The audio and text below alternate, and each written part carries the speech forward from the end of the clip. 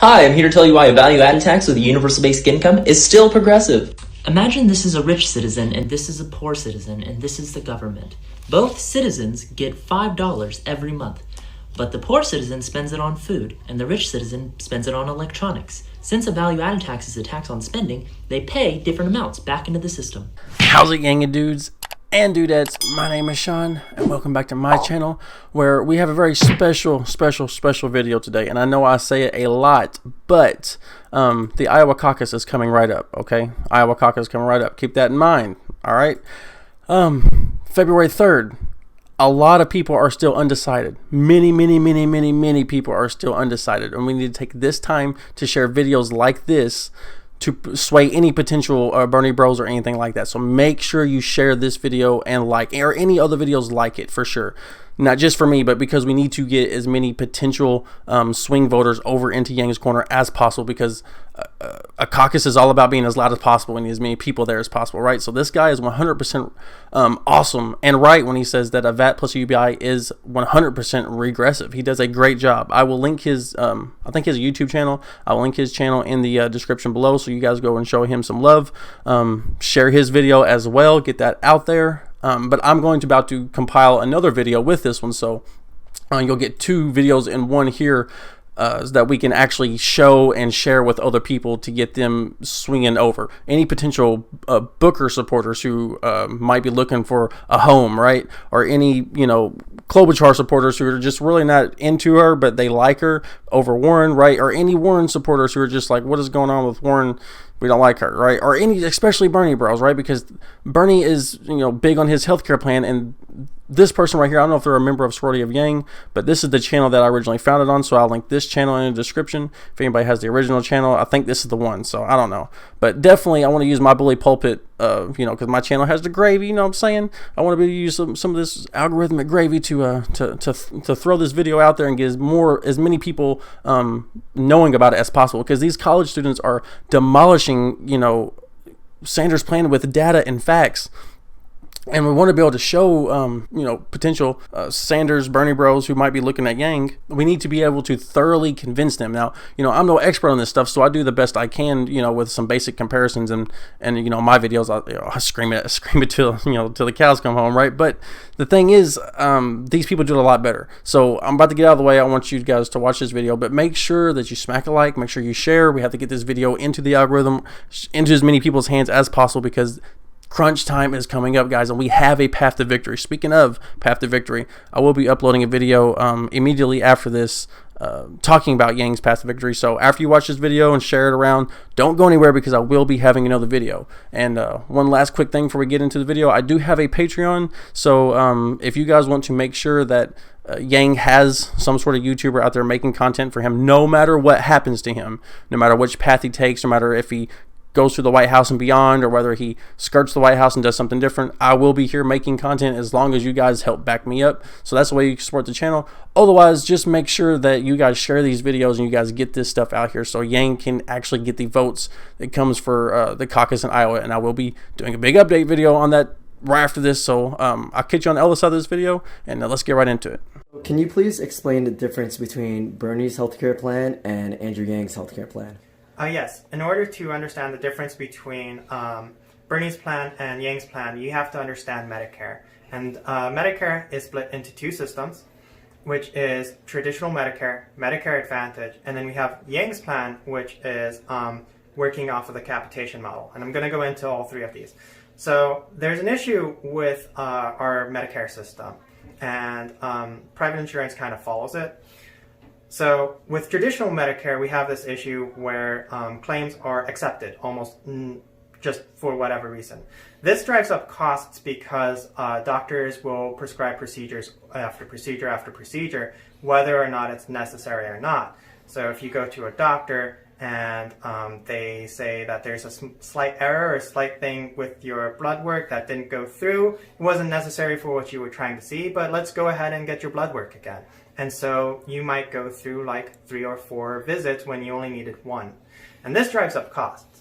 So in order to deal with this, because this was an issue with traditional Medicare, where they just accepted all claims and costs were really high, they came up with Medicare Advantage. Medicare Advantage has a thing where they introduced the idea of medically necessary acceptance. So medically necessary is a very vague term, and it's basically whatever is necessary. And this is where we start denying claims. Under Medicare Advantage, claims are denied for very small reasons, such as medical coding issues or whether or not they don't find procedures to actually be necessary. And we can go into more about why they would do this later. But that's one of the big issues with Medicare Advantage, that it saves costs by denying claims. So there's Medicare, traditional Medicare, which just accepts claims, and it's really expensive. Medicare Advantage saves money because it denies claims, and it's very important for you to understand that. The capitation model takes out the idea of claims in the first place. It removes it. There will be no claims that will go into the system.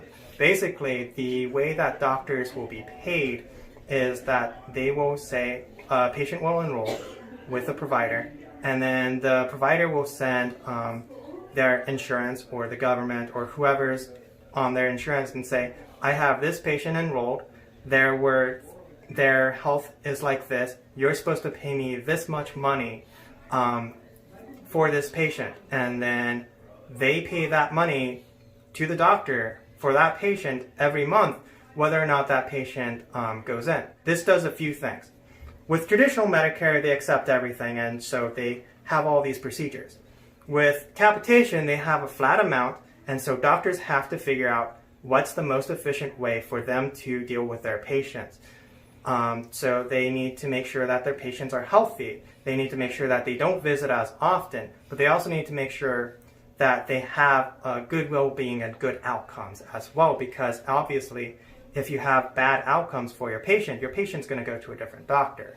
With capitation, you change the incentives for providers, so they don't offer as many claims for procedures because they're only getting a flat amount whether or not you go. Because they're having multiple people that are enrolled with them, it's easier for them to get the payments to manage the people who visit. And it allows them us to put incentives to incentivize preventative health. It opens up the whole issue with preventative health. Now with traditional Medicare,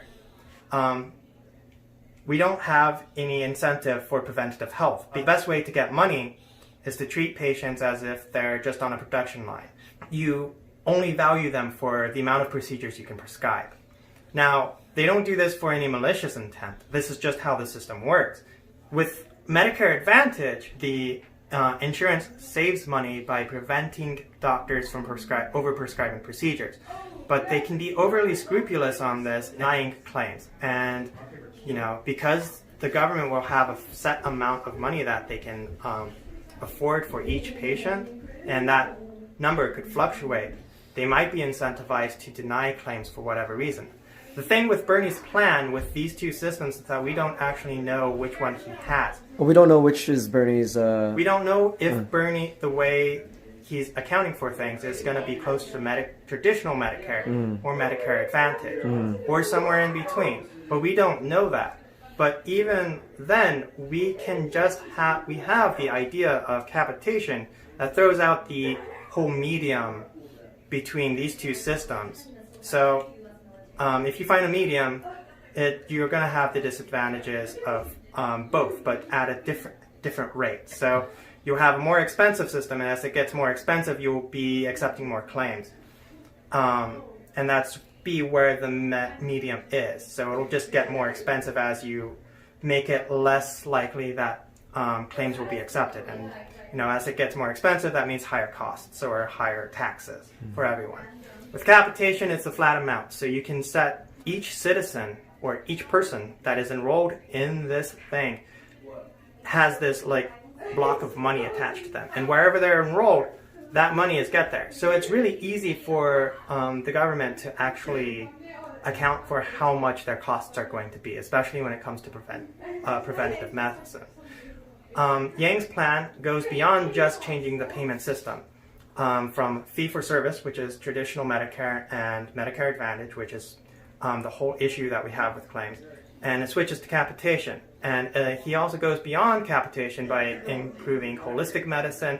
He has preventative medicine, which I've mentioned before, that it's being opened up that we can actually have preventative medicine incentives, which is very difficult under fee-for-service. And this is something that the world has had an issue with, getting behind as far as ensuring that preventative medicine is the intent.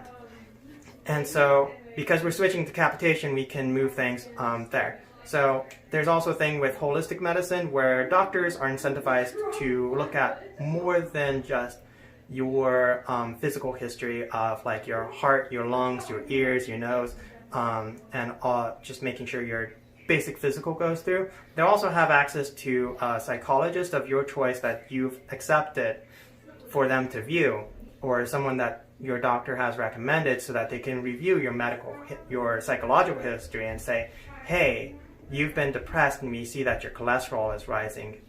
Make sure that, we need to make sure that you got on this, or you can talk it over with your psychologist. So it brings more things into this so that we can get ahead of certain issues before they get into, before they even become an issue, which are just issues that we just don't know under Medicare under Bernie's plan. Wow. Okay, cool. Thank you so much. Cool. Yeah. All right, boom. There you go, guys. Drop down in the comment section below. Let me know what you think about the differences, about how this person 100% just 100 explains thoroughly with detail how how Yang Sanders' plan is just not that great, right? Because we have the math, we have the data, guys. We have no ideology. We're just looking at the numbers on the paper, and we're going that way. It's not left, it's not right, it's forward, guys. So make sure you share this video. We'll have that big video coming out not tomorrow, right?